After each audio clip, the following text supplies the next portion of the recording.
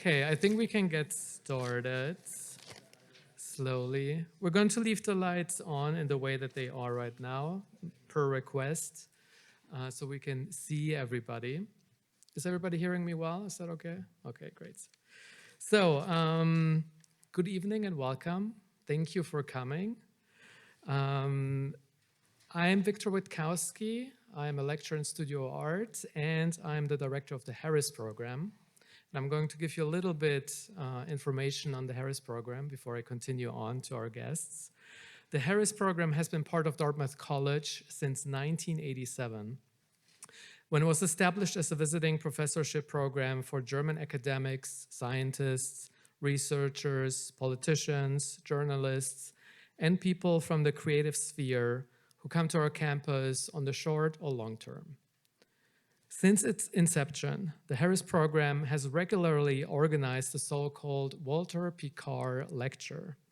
These lectures were initiated to honor the role of one of the Harris program's founders and a member of German parliament, Walter Picard. It is my great honor and pleasure tonight to introduce our visiting Walter Picard lecturers, Till Fellrath and Sam Bardaouil.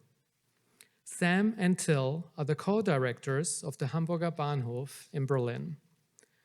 The Hamburger Bahnhof has one of the largest and most significant public collections of contemporary art in the world.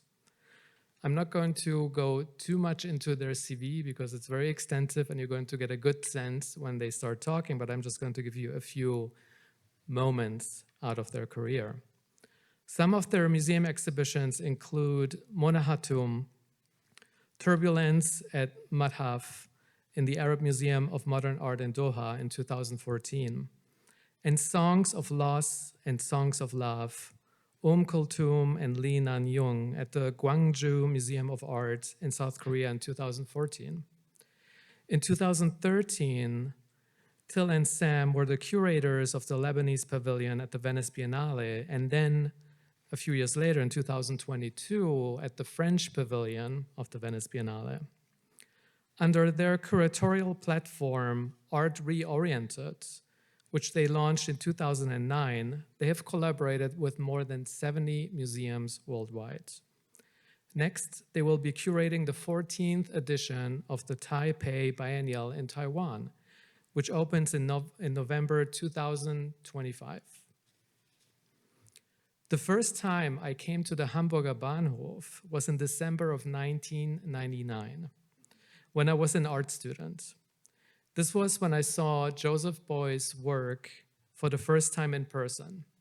Enormous sculptures made out of fat that were still semi-liquid deep inside, as indicated by temperature measuring tools that were inserted into the core of each of these sculptures. I also remember a rather depressing show at the time titled The 20th Century, 1 Century of German Art, which featured official state art from the Nazi era in a critical way, but still. I have been coming back to the Hamburger Bahnhof almost every year since the winter of '99. Not much changed or happened in the following years. But in the spring of 23, I went back and attended a roundtable moderated by Sam with the 3 artists Aise Erkman, Mona Hatoum, and Holly Sausner. I will always remember when Aise Erkman was asked by Sam about the role of art, and her answer was, "Art can loosen the seams of reality." What a line. Really amazing. Over the next few months, I saw the excellent and touching exhibition by Nadia Kabi-Linke, who is Tunisian-Ukrainian. Then the paintings by Los Angeles-based Christina Krellis that were in conversation with works from the museum's collection. I had been unaware of both artists, and seeing their work at the Hamburger Bahnhof was both revelatory and instructive. Last September, Mark Bradford's first institutional exhibition in Germany opened to the public. Curated by Till and Sam, this exhibition runs through May 18th of this year. It includes some signature works by Bradford, but also a larger-than-life sculpture representing the artist, several small-scale paintings acknowledging and honoring those who passed away during the AIDS epidemic, and a large, sprawling floor painting that entirely fills one room like a plowed field made of paint, paper, and fabric. I think it is fair to say that I've never seen the Hamburger Bahnhof to be this energized and bursting with multiple refreshing and meaningful exhibitions, all taking place at the same time. Thank you for that. I'm happy to say that having spent time with Till and Sam over the last couple of days, seeing them embrace the unforgiving winter weather, engage with students, faculty, and others, I witnessed their curiosity, generosity, and their immense appetite for art and life. So without any further delay, please join me in giving Till and Sam a warm welcome.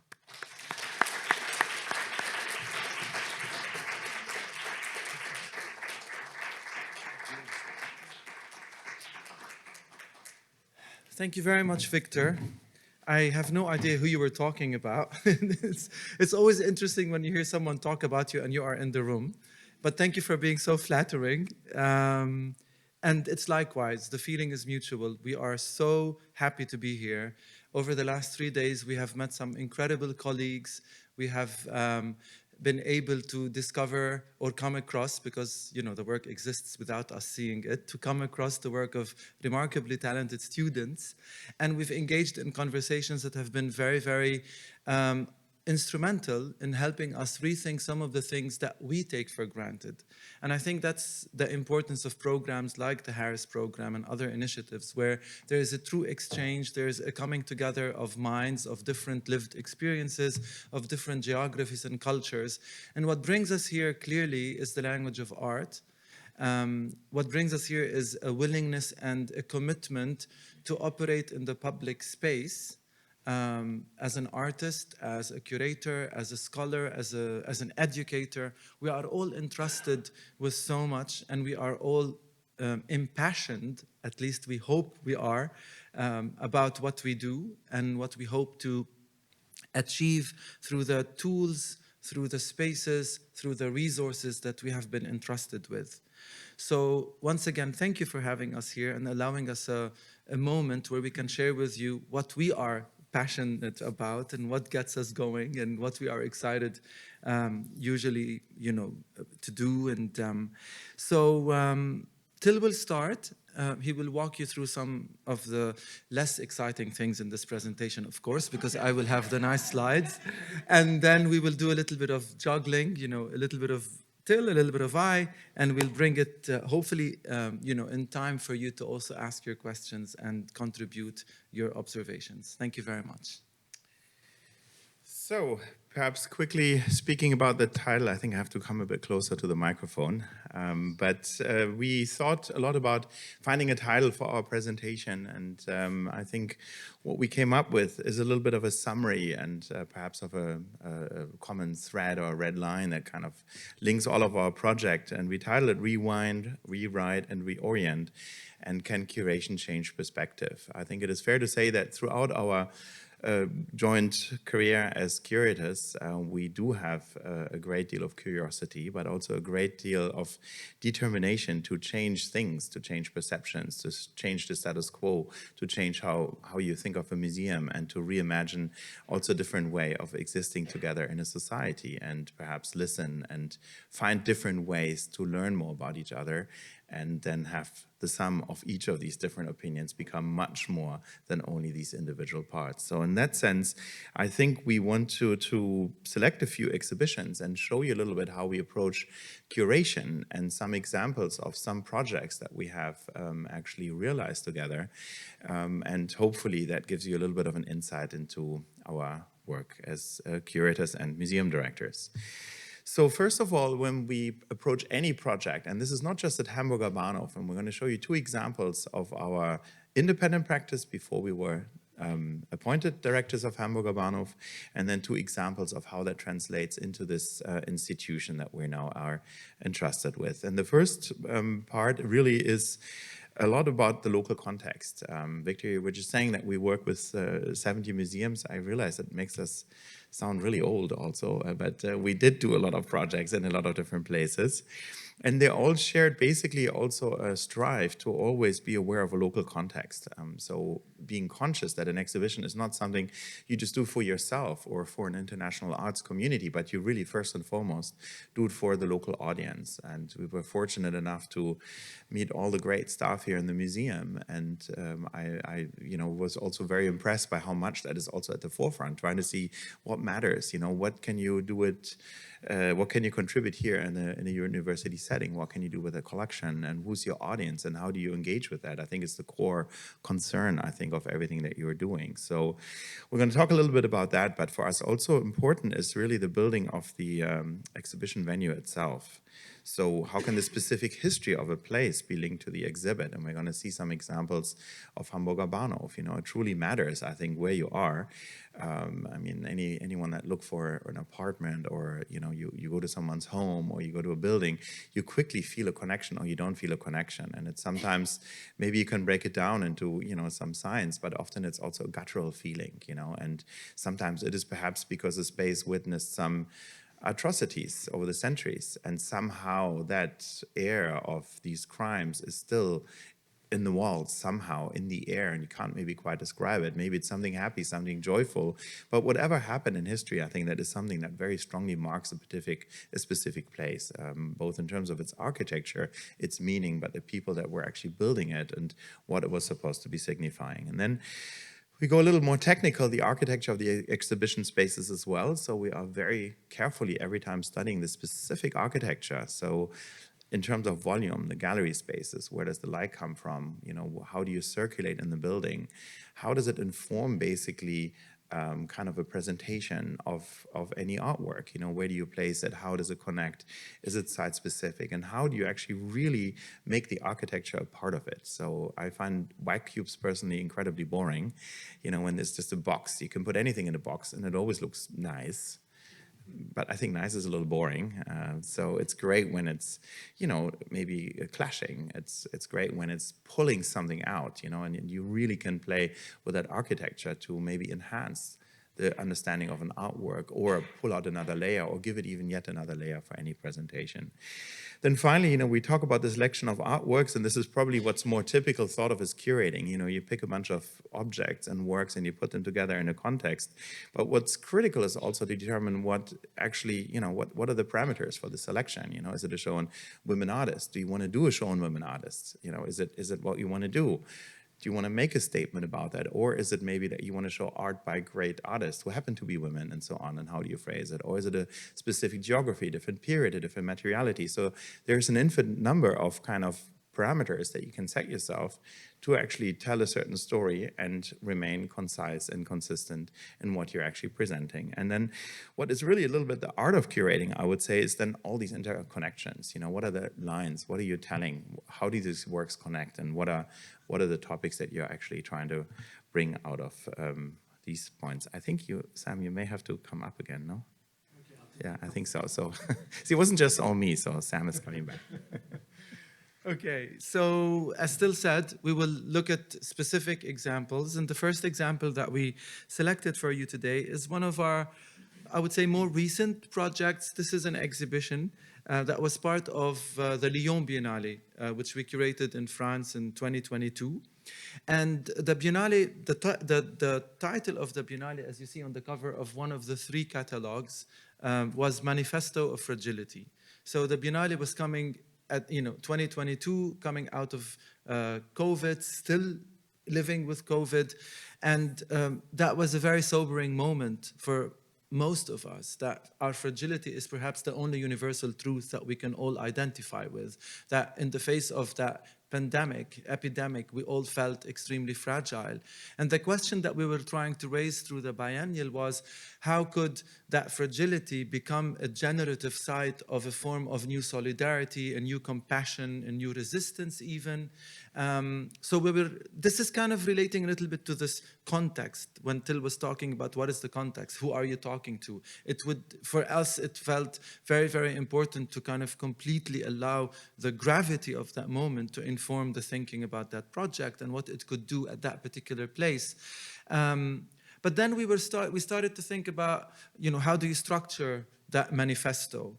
And it eventually turned out to be 3 concentric circles. We thought of the manifesto, or we thought of fragility of the individual, and we found a very interesting story of a local silk weaver, Louise Brunet, who used to live in Lyon in the 19th century, and her story as a woman who was exploited, by the system of the merchants and the, I'm not going to go into the details, but that was like the starting point. And then around that, we thought it would be interesting to explore fragility through the context of a larger community or a city. And this is where Beirut came in. And interestingly, this Louise Brunet, who lived in Lyon in the 19th century, ended up in Beirut, and that was a lot of research that we did, working in a silk factory owned by a Lyonnais in Lebanon in the 19th century. So from the story of a woman in Lyon, we went to Beirut. And the third circle was more or less, what's happening in the world today, fragility in the world, and on a larger, more expansive scale. So Beirut was one of those circles, the second circle in the exhibition, and it was conceived from the get-go as a traveling show. So it started actually in Berlin, a city like Beirut, which had experienced a lot of division. Beirut during the Civil War was divided into East and West, the same in Berlin. So we kind of tapped into some of these resonances that could echo, as we would talk about this exhibition and Beirut in the context of Berlin, while we were thinking about how to bring that into that city, and then to Lyon, and then it went to Mathaf, the Arab Museum of Modern Art in Doha. And in each of these venues, we kind of rethought the exhibition with the questions that Till had shared with you earlier. What's the local context? What's the public? How does the space function? What was interesting about this exhibition is the scenography of the show, the way we decided to present the works. And this has to do a little bit with architecture. And sometimes the architecture exists, and you work with the architecture as a very important influence. And sometimes the architecture becomes more the scenography that you bring into the space. And the question for us was, where are we going to get this impulse for the scenography? How are we going to present these works? And the answer lies in this painting. So this is a painting by a French artist, Simone Beltaxé Matrayan, who was married to a Lebanese Armenian and moved to Beirut in the 50s and was teaching art at one of the art academies there. And this is a painting that she did in the late 50s, which is very much about a pan-Arab nationalist project. You see something that looks like a desert, a part of a pyramid construction. And if some of you are aware, there was a revolution in Egypt, Abdel Nasser, a whole new kind of beginning politically, the idea that all the Arab nations could come together and something great, a bit like a European Union project. And she created this painting showing all these workers toiling on this construction. And we took that kind of cue from the elements that we saw in this painting, and we actually brought them into the exhibition space. And we wanted to give the idea that Beirut is a city that's constantly reconstructing itself. It goes through its ups and downs. Many people use the analogy of the phoenix, that it actually always burns, but then the phoenix comes out from the fire. And indeed, it's a city that's been in existence, for a good 6,000 years. And over the many, many millennia and decades, and of course, the Civil War in 1975, 1990, the Beirut explosion in the port of Beirut in 2020. So the idea of construction and destruction was very, very present at the moment. And we wanted to bring that into the exhibition. So you feel that it's something that's still being finalized. It's not finished. To go back to one of the main words that we used also in the title of our presentation, rewind, rewrite. The main one of the main interests in the show was to question that, narrative that there was a golden age in Beirut. Indeed, it was a time of prosperity for many, many reasons. There were a lot of coups happening in the region. Many political activists moved to the city. It was free. They could express themselves. There was a lot of thriving business and economy because of the secrecy of banking, a little bit like Switzerland. So there was money, there was freedom, and this leads to a lot of things, including an art market, including artists wanting to come and live there and work there. And just to kind of give you an idea of how do we select artworks, how do we work with archives and images and artworks. So you see that we went for a very bold presentation here with the archive. This is an image of women swimming in the Mediterranean in what looks like the Côte d'Azur of the Middle East, all these kind of images and ideas. And right next to it, you see a painting by a local Lebanese painter from the same period depicting the American arrival, the Marines arriving in 1958, when there was a big kind of shift in the local power in the region in order to strengthen the Lebanese government that was anti-communist. So an episode in that history that many people don't even talk about or remember. But the idea is that the two were happening at the same time. There was this Dolce Vita, and there was also the beginning of political conflict that was being expressed in military presence, in turmoil on the streets. So these are just little pointers as to how one could immediately create an image that leads to a certain confrontation through which one could start asking certain questions. And that's basically one of the first things that you see in the show. Other things that we wanted to work with is also talk about the diversity of the works.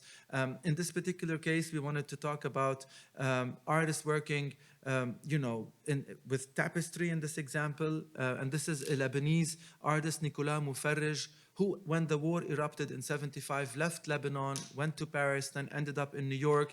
He was part of the early PS1 MoMA days, and he died of AIDS. He was an openly gay man, also in Lebanon. And what's interesting here is in this particular painting, you see, this representation of a male nude, also in the other one, but there's a lot of ornamentation that borrows, calligraphic or ornamentation that you see in what is referred to as Islamic art. So there was this very unexpected dialogue between an infatuation or a representation of the male body in a context that clearly kind of positions itself within a very strong cultural context, very strong cultural reference, and the two are not necessarily in disagreement or in disalignment. They actually are what they are. And that was also another way of talking about, queer communities, attitudes towards gender and sexuality at that moment in Beirut, and what that meant for artists, what that meant for, the cultural landscape and society at large. So I'm not going to go into every single one of these, just the idea through this architecture, through these juxtapositions, through the selection of works, and the relationship between the artwork, the scenography, and the archival images. How do you create these dialogues that ultimately allow for a very physical experience in the exhibition space?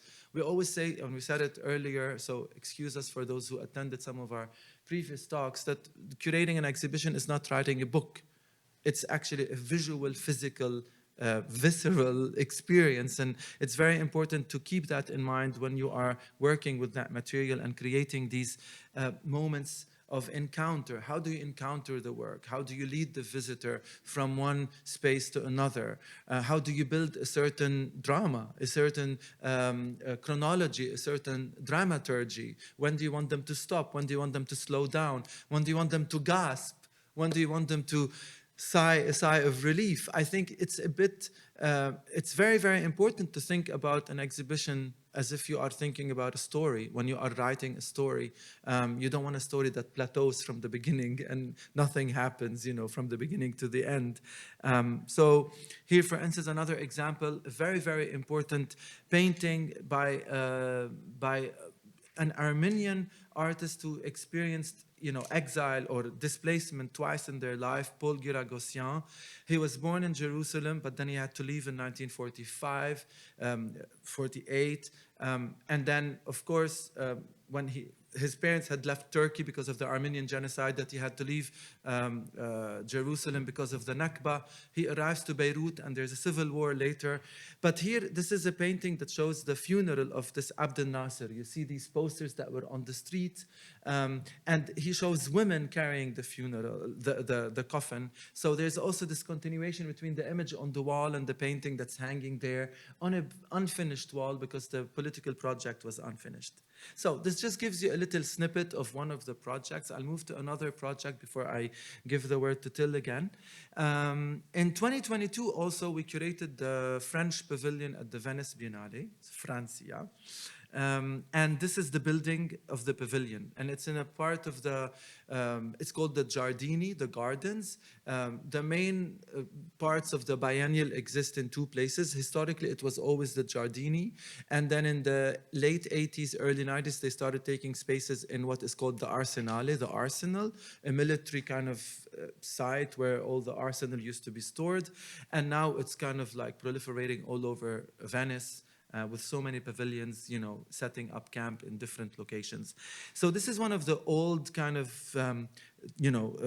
pavilions from the very early times. The Biennale was founded in 1898 to regenerate the local economy in the style of the world fairs, you know, that were very, very common in many European, even in the US, you had one in Chicago, very important one, maybe others as well. And the project was a very, very unique project in a sense, because it was the first time that a French-Algerian artist was selected to represent France. And of course, this, the artist is called Zinab Sedira. And this is a very interesting example because we had known Zinab for so many years. We had worked with her on other projects. And in the context of that pavilion, it's usually the artist invites a curator. So she invited us to work with her on developing the project. And while it is an extremely different project, it's also an exhibition that deals a lot with history and with archives, a bit similar to the Beirut exhibition. But the manifestation of that interest is extremely different. In this case, you walk through the pavilion, and this is from one of the performances that was happening on a daily basis, tango dancers. And this scene is actually repeated in a film that is a room in a room. So the pavilion played a lot with the idea of mise en abîme, when you have a film in a film, a story within a story. So what you see in the pavilion space, you can see that there's this bar in the back, which you would have seen just before entering into that room where you actually watch the film. And then Zinab herself acts the same scene that is being danced by the performers in the room before you enter into the cinema. So you kind of have this layering of time, of history, of places. And the entire Biennale, which was divided into 4 halls, was used as a set for a movie set, as if you entered into a studio, a plateau, we say in French, where something was being shot, a film was being shot, and you're walking into the different sets that are activated or not activated at the time. So this is one of the rooms. That's another one of the rooms, which is actually a recreation of the living room of the artist, her actual home there and this is like the back room where you prepare the makeup and the costumes. A lot of these elements appear in the film, and we appear in the film as actors, because the main idea of the project was solidarity amongst artists, writers, thinkers, and how solidarity can become a way of resisting, all forms of oppression, in this particular case, racism and colonialism. So working a lot with the archive, but in this case, the archive becomes a visual, physical scenery from films, cinema, that were dealing with these questions of post-colonial legacies and what they mean. And to do that in the context of the French pavilion, that is a colonial power, clearly, was a very important consideration that we wanted to bring in to subvert the notion of a national pavilion. Great. So I'm going to move on to another project, which I think is also quite exemplary, a little bit of how we are approaching curation and how we want to change perspective and, in fact, how we see things. And very specifically here, we have chosen this title of this particular exhibition, Ways of Seeing, which we borrowed from, I don't know if anyone is familiar with Ways of Seeing from John Berger, based on the BBC series, and then this really fantastic book, actually, that if anyone has not read it, I would highly recommend everyone to read it, because it very much also examines the way of seeing, which is everything but an innocent act. You know, we think we're critical, we think we're seeing something, but at best, you know, we are maybe not looking twice or not trying to see the context, or we are driven by our own patterns of seeing things. And I think that's where curation comes in, and where good exhibitions come in, is that actually they make you take that second look,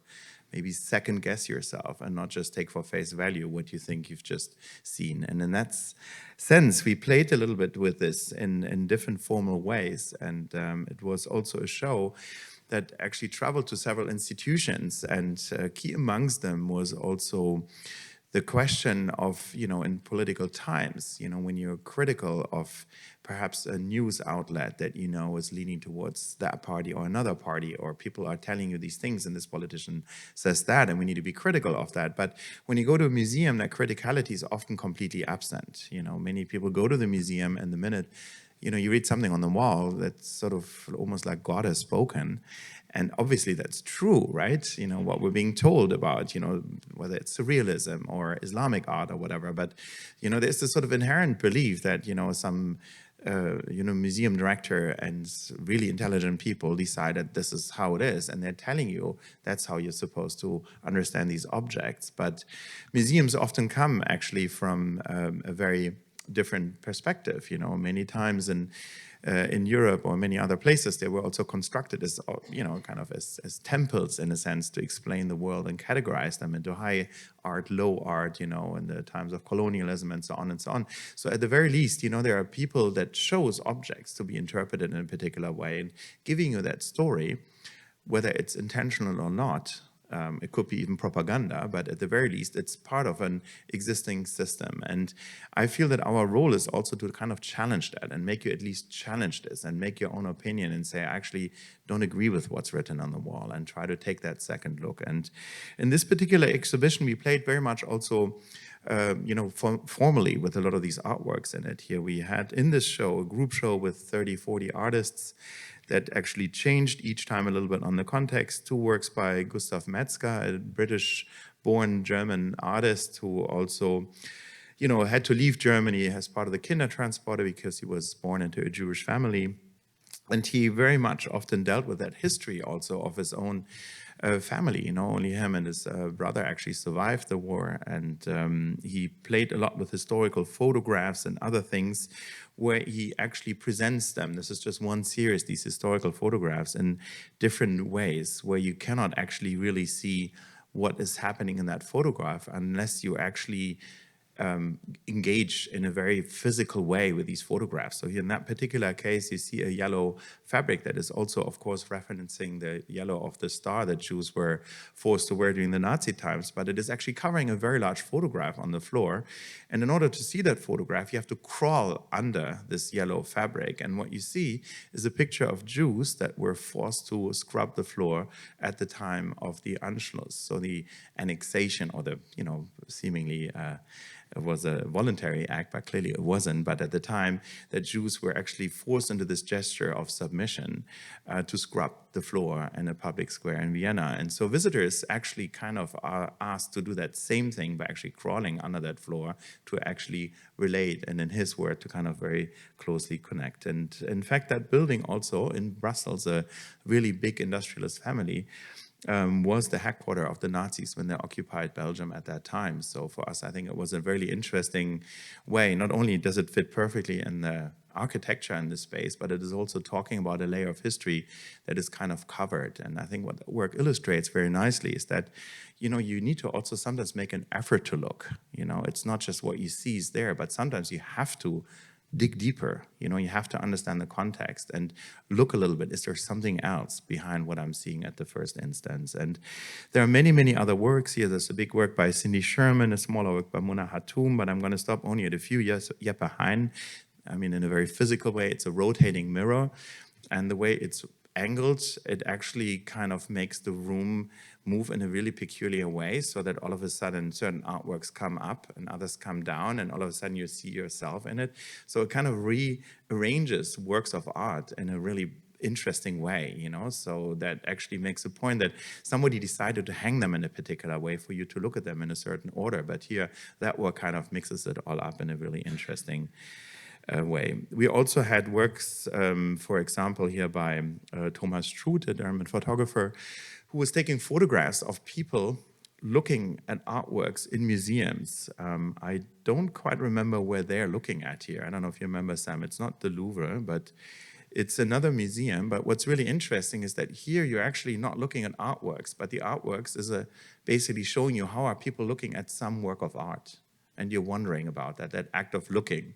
So you become the person looking at people that are looking at something else, you know, that act of looking and the gaze and the faces and how people are reacting. And if they're interested in it or not, we don't really know, but certainly something is happening to the people here in the image. Then also formally, there are some artists here. We have a work by James Turrell, a really early projection piece, one of the light and artists from California at that time. And this beautiful pyramid is actually, and we learned a lot when we actually installed it, it is simply a projector.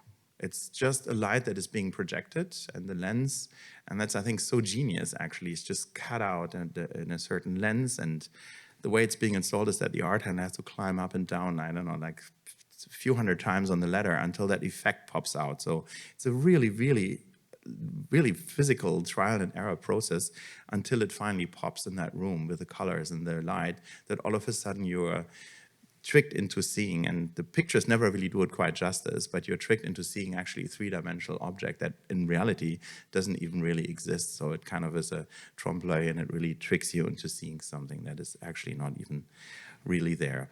We also had an installation by Fred Sandberg in the room, you know, something about seeing lines or planes or spaces that also don't really exist.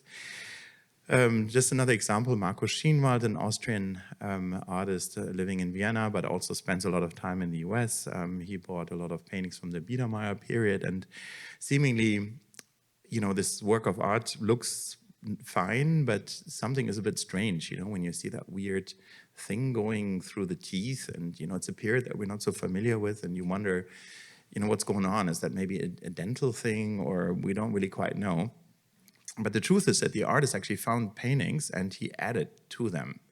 So he kind of created something, and I think it's really wonderful because it actually makes you challenge also, you know, really, is it, he really plays with that. Are you critical enough to detect that this is clearly not real, quote unquote, or it asks what is really real? It also asks, you know, what period is that artwork from? Is it now a contemporary artwork? Is it a painting that is a couple of 100 years old? Or what really are we seeing in here? And I think it's quite a nice trickery and quite a nice kind of exercise. Or another example is here a work by a Swiss artist duo, Cortes and Sonderegger, who recreate famous photographs. There's also one of the moon landing and many others. And here's a, you know, photograph of the Titanic. But they kind of recreate them and take the pictures, but you see how they recreate them. They're leaving all these traces. You know, here the boat is actually on a canvas that is flat if you look up closely, and then there's something behind it that is then looking like a sky.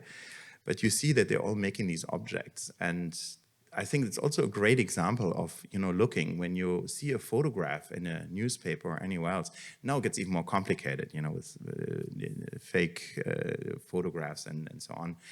But even here, even if you just crop a photograph, you know, you can tell a completely different story. I mean, all of you that are in arts, you know, cropping is such a powerful way to completely change the reading of an image. But what you don't see behind it, what you don't see around it, is actually the real question sometimes, you know, what is the context of that image? Who are the people that have been cropped out, or what else? It can completely actually change the reading, and that's really what they're playing with in this case. So just quickly, a work by James Casimir, also a fake house, a fake landscape that doesn't really exist, something you only see on a second look. A work by Alicia Quade, a Berlin-based Polish sculptor, and, you know, it's a big block of gold, but it's actually on a wooden kind of palette.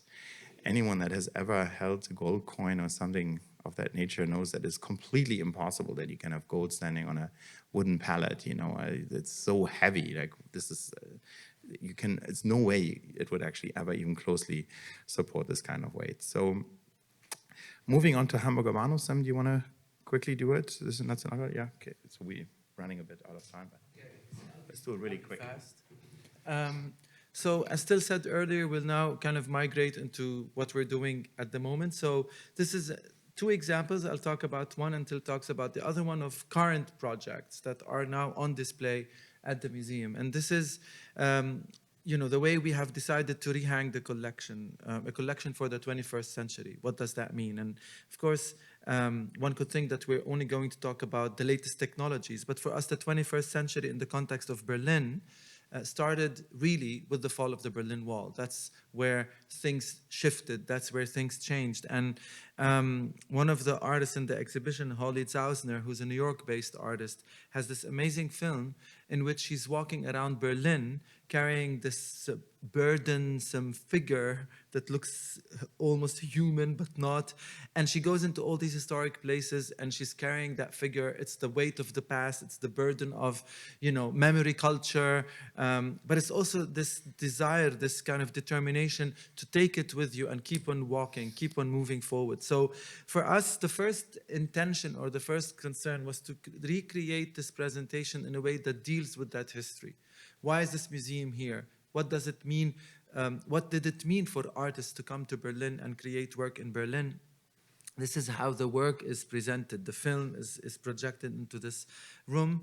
And in a way, why is Berlin the city that it is, with all the artists that live there, work there, critique the city, but also bring something to the city? So in a way, that was one of the very important considerations. The other important consideration for us was that, so here you're seeing Anselm Kiefer, you're seeing Isa Gensken. One of the important considerations for us was to also change something that we didn't like about the museum when we first started, which is the way, these buildings were not supposed to be a museum. They were built as a train station. These were, different lounges, hallways. And we realized that there was this attempt always to kind of turn them into white cubes. So every time you walked into these spaces, you were not supposed to see the columns. You were not supposed to have any light. Everything was being coerced. So the first thing we did was we got rid of all the fake walls, stripped it down to the architecture, the original architecture, and then decided to work with the architecture and bring our logic, which you see here very much in stark contrast with the original white pillars and parquet floors, to kind of ask permission from the building for us to exist in it with our own logic. So we're coming in and we wanted to bring in materialities that echo Berlin, the wall. So you have the concrete, you have the metal. Also, there's a lot of construction going on in Berlin in many ways. And of course, a lot of the works dealt with issues that were and still are very, much relevant to that context. So Deutschland wird Deutscher. Germany is becoming more German. And that's a question now that is very much in the heart of the political debate. What does it mean to be German? Who is German? Who does Germany belong to? On this wall, you see photographs by Annette Frick documenting the nightlife in Berlin in the mid-90s, the cabarets, the trans culture, the drag culture. So again, that's the work that Victor was talking about, the Unschlitt of, where the fat is still liquid inside. And it used to be also constrained by these white walls, almost not able to breathe, got rid of all the walls and brought it in dialogue with several artists. So this is Alicia Kwadi, the same artist that Till had just spoken about, with a work that evokes, there's a clock, a small clock at the very, very end of this kind of gramophone-looking sculpture. And when you get close, you hear it, and it's about the memory, it's about time, which relates very strongly to this particular work of Beuys. And in another part of the building, we also wanted to bring out some of the works that had a certain need to be in larger spaces. So this is the industrial halls, which used to be storage spaces and places to repair the trains. So a work by Elmgren and Draxat, who are very much in Berlin, have been living there for a good 2 decades. And a work that questions the relevance of a museum at large. Is this museum sinking into the ground? Is it coming out from the ground? It's a museum of contemporary art. And it takes on the same architecture, if you see the light grid, that you see in these spaces. So it was also a way of reflecting on our own museum, our own architecture, a work by Jeremy Shaw that deals with the question of enlightenment and awareness. Museums are supposed to be institutions of enlightenment.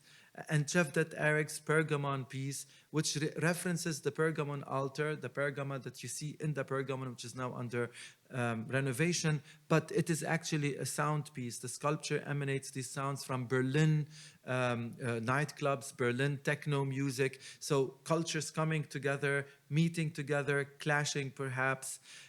So this just gives you an idea of the selections that we made in order to rethink the collection and connect it to the city, but also adapt, not force the architecture to fit the work, but actually allow the architecture to inform the way we place the work. So it becomes more of a dialogue and a dance rather than a continuous battle or, till.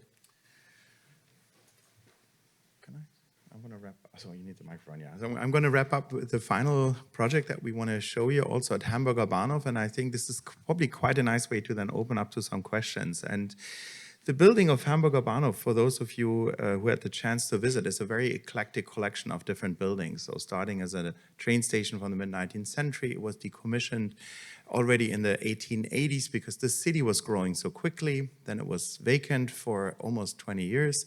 It reopened in 1906 as a museum for construction and transportation. And interestingly, all these objects that were being shown there were already, or were still in creation. So trains and all these machines that helped us to conquer distances and to conquer also new lands and new worlds were still very much under development in many cases. So, and that's, I think, a nice reference to what we're doing today with the Museum of Contemporary Art. We're looking into the future. So we don't know yet what we're collecting in 5 or 10 years, in 20 years. We don't know the technology.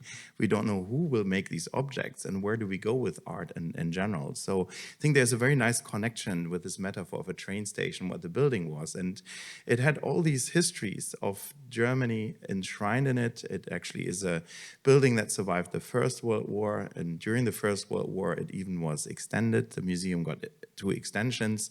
Then the time of the Nazis came in the 1930s. Paintings were destroyed from the collection as degenerate art.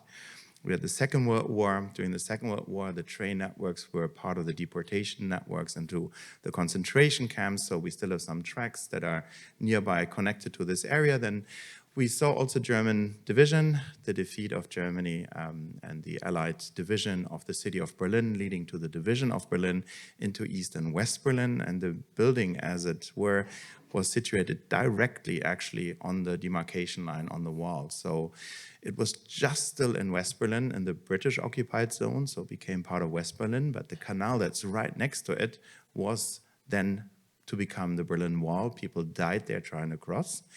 And since it was thought of as a train station, it was actually under the care of the East German authorities, who was the successor company of all the German railway networks, the Deutsche Reichsbahn. So it was kind of an exclave of East Germany, the communist state, in the West, just on the other side of the wall. Nobody could access it. Caretakers would come once a week and see, other objects that were actually still in this museum building, where they're still there, kind of checking, is everything okay?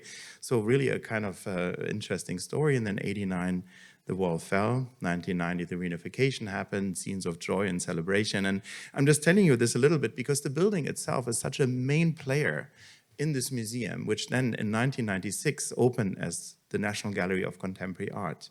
So even bringing together the National Gallery, which had been split in half into the National Gallery of the GDR of East Germany on the Museum Island. Now it is the building of the National Gallery for 19th century art.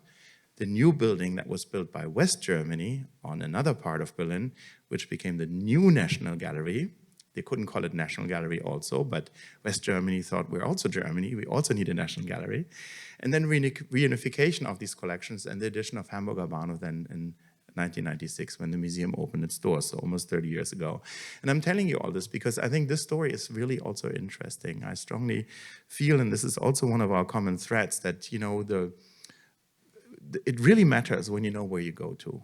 When you go to this building, you understand the history. You see it anyway. You see parts that are still damaged from the war. You know, you can see all these traces from the glorious time of a train station and so on and so on. And for contemporary art, I think this is absolutely fantastic. It's a massive difference if you're showing a work that references, for example, something on racism nowadays, and you know what happened in this building, what it represents, and what happened in this very premises. So we are also really talking a lot about this history, even the collection, what are we as a museum, who makes up the team, and so on, in this area that we call the Forum Hamburger Bahnhof. So we're showing a lot of different materials. We're seeing here an older picture from an opening in the main train station hall, or it was built to look like a train station hall.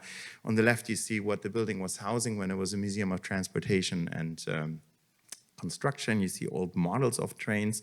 You see the destruction of the building. This is the new opening when it reopened in 1996. And with that in mind, we felt it would be really interesting to talk about that in a really different kind of way. And when we started working there, we discovered a lot of artworks that are almost forgotten or neglected, really, behind the building and on the side and in different kind of areas. And they were commissioned over these 27 years before we started, 26 years, commissioned for the building in different places at different parts of its existence, of the museum's existence. And what we did is we created a walkthrough of all these different artworks. So you can go in there and you see here Berlin, the H is actually the location. The building is in the center, really, of the city. The canal that you see here on the right is actually the former wall, but it has different neighborhoods, but it's really bang in the city here. And when you zoom in, this is a website you can access. I brought also some flyers here for you, so you can also check out this project if you like online. And we called it Endless Exhibition. And we kind of made a big walkthrough throughout these whole building complexes. It's quite a vast area. And some of them are behind the museum. Sometimes you have to look up and so on and so on. But we mixed it also with historical points. So as you go around, you kind of discover parts from the collection. It's a free program, but you also discover parts of the building's history. So for example, we have a statue. This was the last one before we arrived in the museum by, again, Elmgren and Draxet, the Berlin-based artists from Scandinavia originally, and they created a statue, calling it the Statue of Liberty, in fact, and it's a piece of the Berlin Wall, an original part of the Berlin Wall, inserting an ATM into it. And the ATM is, of course, pointing to the west, not to the east. So it's playing exactly with the location of the building on the former Berlin Wall. And there's many such interesting stories here. We also, again, I showed this picture before. There was a memorial that actually got removed by previous directors that commemorated fallen soldiers that were part of the railway company in the First World War. That statue got removed to put another artwork in it. We find ceiling paintings that reference the time from the 1910s, really, of the time when it was a museum of traffic and transportation. A lot of these things, people would never notice them, because you have to look up, or there are little hints everywhere. But it's really like a great, great treasure trove, an image of the border point, the checkpoint, actually, of the British sector right next to the museum. There's a work by Tom Fecht commemorating, Sam was just talking about it, victims of AIDS in Berlin. Just now, actually, next month, a new stone. It's actually a sculpture that is also in development. The artist is placing a new stone. We have a wonderful Bruce Nauman right behind the museum. This is not the original location. We don't have hills. I'm just realizing there's no mountains in Berlin, so I don't know what happened here. I really find it I wish there were some hills, but it is still exactly the same piece. It's a double cage piece by Bruce Nauman. You can actually climb in and go all the way around, but nobody was doing it. And it's such a fun activity, even for families, to experience physicality of these kind of buildings. It's really a fantastic piece. Urs Fischer, a piece that is right behind the museum, and that played a lot with the construction that was going on in this whole area in Berlin, and with time is growing over, and now it has a completely different reading because we do not really have these constructions in our neighborhood. But the piece is, for example, challenging the museum in a very different kind of way. We have always said we open it to the neighborhood, we open it to everyone, and we're a museum for the city.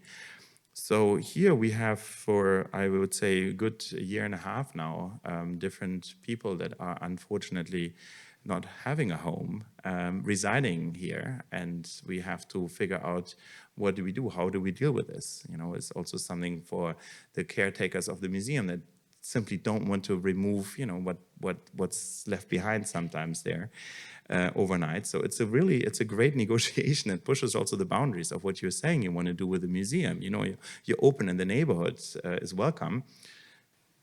Is it? You know, what is the neighborhood, right? So it really challenges also the team to see how we deal with these. So these artworks, and I think this is the great, to wrap up part of this project, it really is a show, that or an exhibition that is also ongoing. We now are commissioning a new work every year, every June.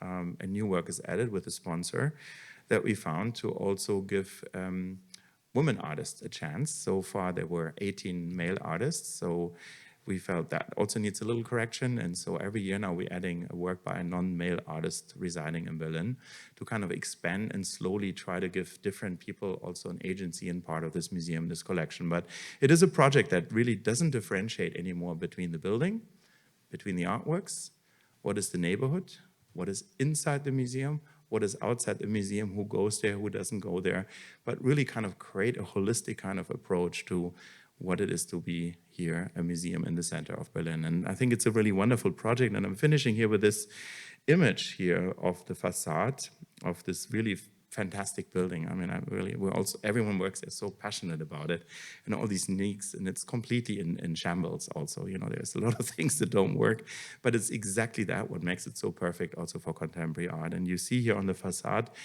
a really iconic work by Dan Flavin, actually the last site-specific work that he realized just before his passing in 1996. And it is really such an identifier also in Berlin. I think it's almost a bit like the Mona Lisa of Berlin in some ways. And we used it, in fact, to also create the branding of Hamburger Bahnhof. So the colors that you see in this stylized age that reference a bit train tracks, and the core colors are those of Dan Flavin, this green and this kind of purple blue. So I think with that, I think we're going to conclude the talking part. And as I said, if you want to pick up later some flyers here with the current program, and it has some information on the museum as well, you're welcome to do it. But we're happy, of course, to take your questions. Thank you so much. Thank you both so much.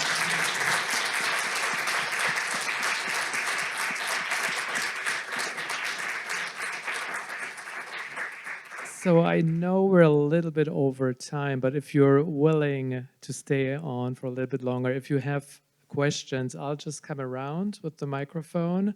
So if you have a question, raise your arm and I'll make my way to you so that we can all hear your question. We are also recording this lecture today. What is a curatorial project that challenged you, and how did you overcome it mentally or physically? Do you want to answer? I guess every project challenges you. If it's not challenging you, it's not interesting, to be honest. And I'm not just saying that as in a metaphorical way. Every project comes with a challenge. Sometimes the challenge is there's no budget and you have to make it work. Sometimes the challenge, the space is, yeah. Sometimes the challenge is, you know, you don't have enough time to really kind of, you still want to do more research on that topic and you have to abandon it and just do what you can do because you will never finish the research. And sometimes, you know, it's a difficult combination of people that, you know, sometimes people gel, sometimes they don't. And I guess what happens over the years is you develop the tools to navigate all these situations. A lot of what we do involves, you know, a bit of therapy and psychology. And I think, and I'm not saying it, it sounds a bit funny, but actually, ultimately, one of the most important tools that you need to have as a curator, and obviously as someone leading a team or an institution, is the ability to bring people together and to work through these challenges and to always find a way to be able to kind of not compromise the core of what it is that you want to do and what it is that you want to say. And that means not to also compromise or leave people behind, bringing people together and making sure that together you are thinking about the challenges and focusing on the rewards while you are trying to find the solutions. So I can't say there was one project, because every project comes with its pros and cons, but it's more about what you learn from these projects. And I think for me, working with people together to find the solutions and move forward, I think that's also when it becomes exciting. And yeah. I said it right, no? Absolutely. For a change.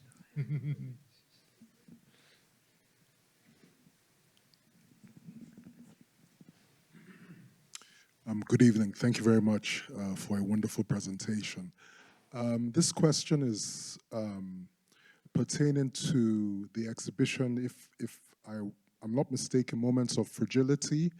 I was struck by what you said about the Pan-Arab painting, and I was also struck by the use of wooden members to frame a lot of the artwork in that exhibition. So could you talk more about the choice of those wooden members that to me look like scaffolding? There's something quite visual about that. So if you could talk more about that. Thank you.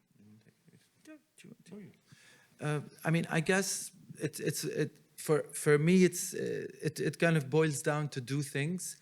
It's a visual expression of fragility, which was the main idea that we wanted to put forward.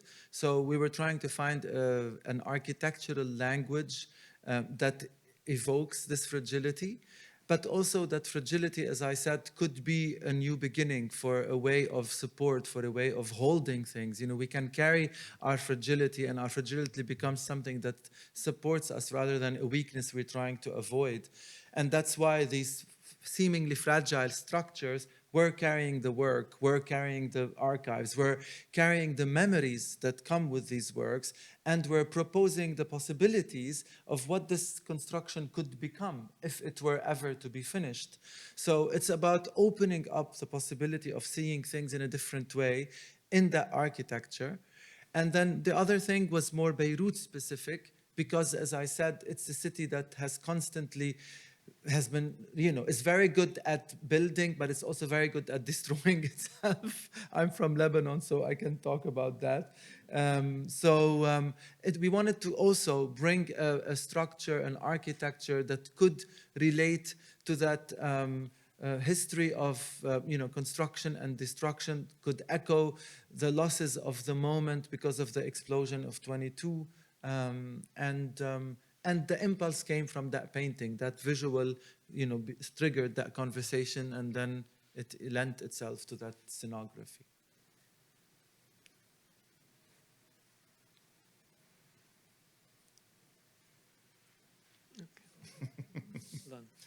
Almost a tie.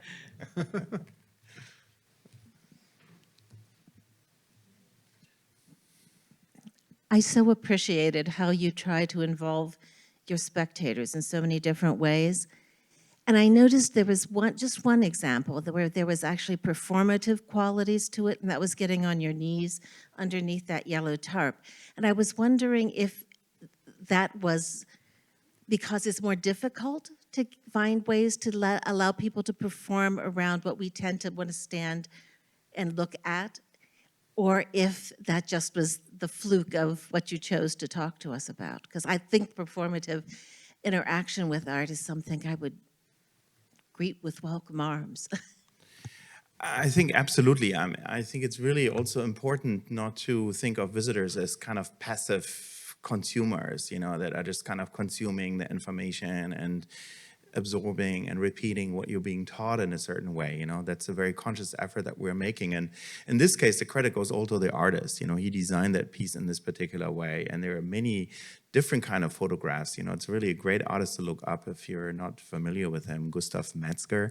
And you know him, okay, I'll write it down for you afterwards. It's really a great way. There's so many different ways where he covers photographs, where you lift something or you crawl under or you remove a curtain. And so there are many different historical incidents actually that he showcases in that way, while the photograph itself, you might just kind of walk past it, but really that sort of replicating a certain gesture that references what the people that were in this particular situation were undergoing, is actually his strategy of doing that. So it makes you conscious of that act of looking, that actually you need to sometimes make an effort to look properly, to understand something, and not just, especially now in this culture of millions of images that we're consuming every day, we're not conscious what's actually behind that. When you see horrors of conflicts on television or social media, it's very easy to forget that actually these are real people and there's something real that is happening behind there. Somebody is losing a mother or a child, or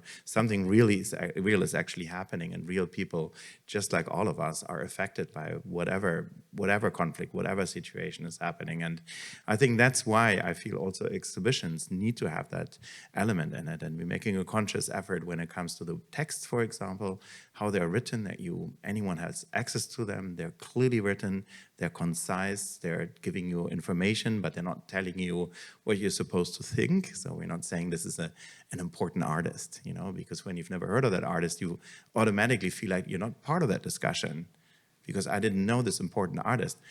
So really I'm not part of this kind of crowd, and sort of really subtly to kind of making sure this doesn't happen. And then, as Sam was saying, the corporate reality of an exhibition to really, when you walk around and you get surprised how you access an artwork, how you enter a video projection. These are all things that we very carefully think about up to the last minute detail. And then finally, there is performative work as well. Mark Bradford, Victor was talking about it, that huge canvas that fills this entire room. You actually need to walk over it to get to the next gallery. So this is a really wonderful project that we developed with Mark, where you really have that ultimate act of challenging the hierarchies in a museum. You're not supposed to touch it, but here you must walk over it, actually. You have to step on Mark's creation, and that's part of his, the whole story and him not fitting in society in so many ways. But that ultimate act, I think, is also very symbolic to how we think of a museum. And when you now see kids in the workshop sitting on that painting after having gotten a tour of it, now they're sitting on an artwork, grading an artwork. It's just really wonderful. I mean, I wish it could always be like that. So one last question, perhaps? Do we need to flip a coin? My question was fairly simple. First, I wanted to just thank you for such a beautiful presentation. I really wish that I could go to this museum, and maybe someday Please do. I will be there. But you said something about technology that was really interesting. You said, given the pace at which technology is changing, you don't really know what kind of works you're going to get in, or what the media of the works are going to be, and that acceleration of technology. It was something that Walter Benjamin spoke about 100 years ago already, the role of technology in the production of art, the reproduction of art.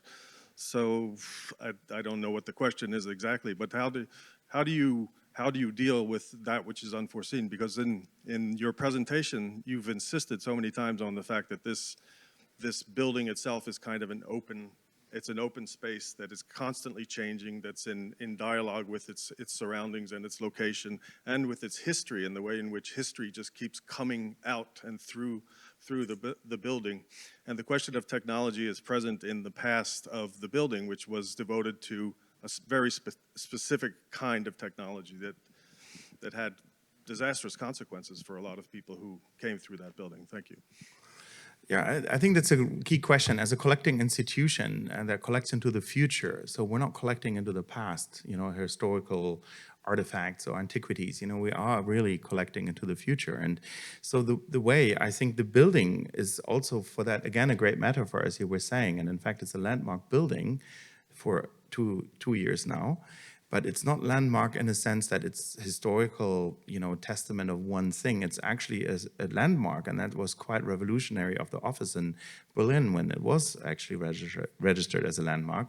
It's exactly that change and that evolving nature of the building, the annexes, the renovation in 1990, the huge freight halls from the 1960s in the annexes. So the very fact that this is an evolving, changing industrial complex is actually what made it. And I think for the collection, the key thing is to kind of, you have to stay open also, like in contemporary art. We know about books. We know we can keep them for a few hundred years.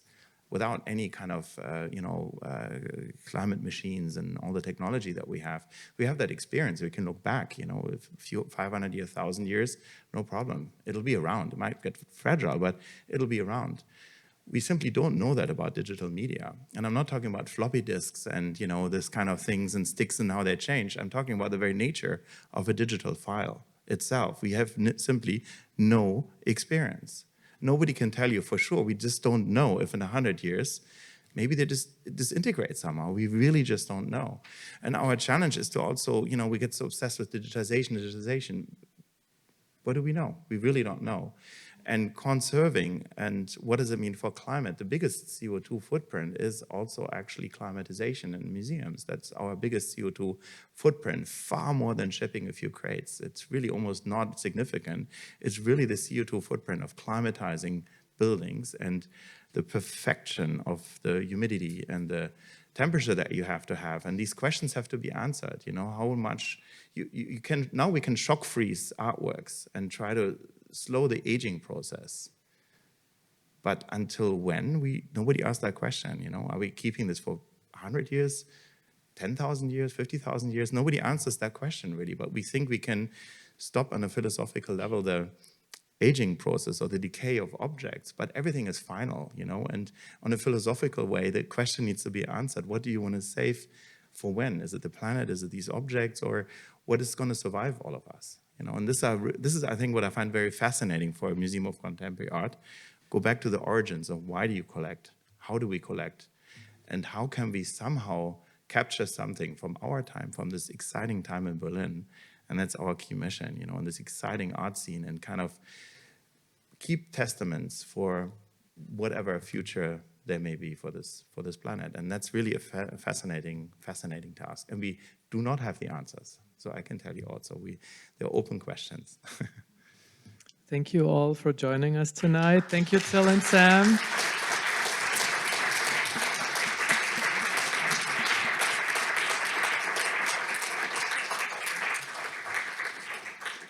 And you have some leaflets, is that? So if anybody wants some leaflets, information material about Hamburger Bahnhof, please come forward and grab some. Thank you all.